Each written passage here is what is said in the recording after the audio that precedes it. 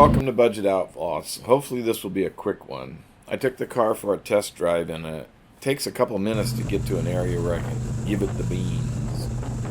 So I do so, and I'm checking the diagnostics, and I notice the dash isn't working. And I look out the rear and I see smoke. Crap, did I blow a head gasket? I keep looking and looking for a place to pull over. I notice the water pump is dark, the computer.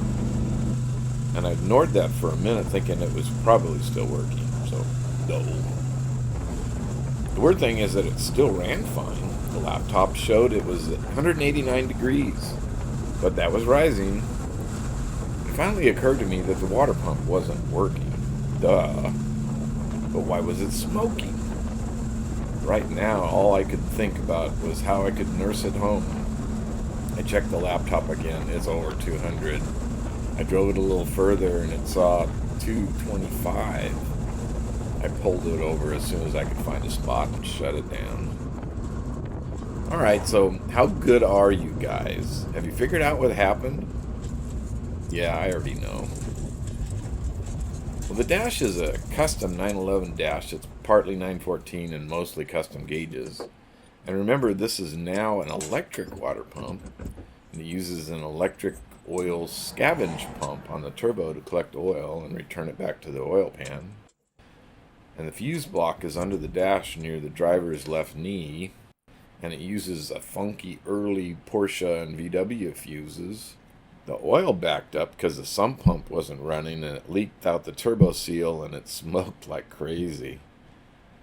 And all that distracted me from the real problem, overheating the new motor. With the water pump out, the water in the engine was just sitting and boiling.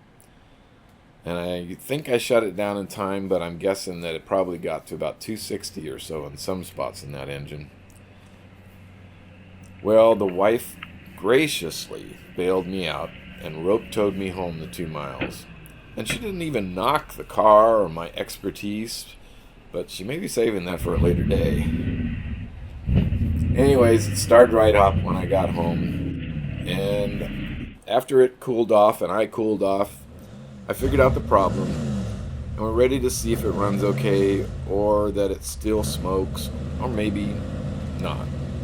Well, Andrew and I have been talking about rewiring the car, and I can see it's becoming a problem, and I need to make it happen.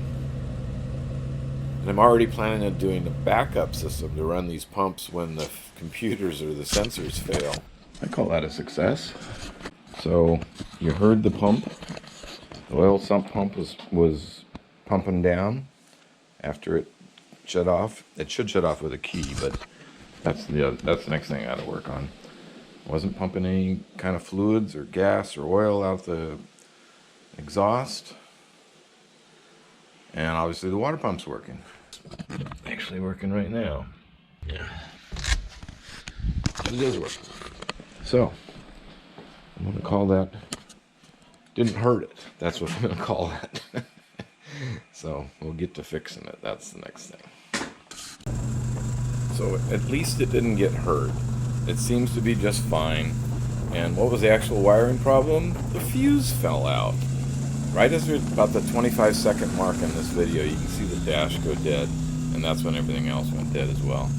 And you know what? The best part about all this, it made 3.5 pounds of boost. Maybe 4 if you look at the gauge.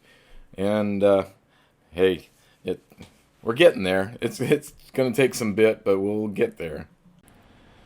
Well, thanks for watching. I'll keep plugging away at the car. I have a goal for an upcoming drag race and roll race. We don't get too many roll races around here.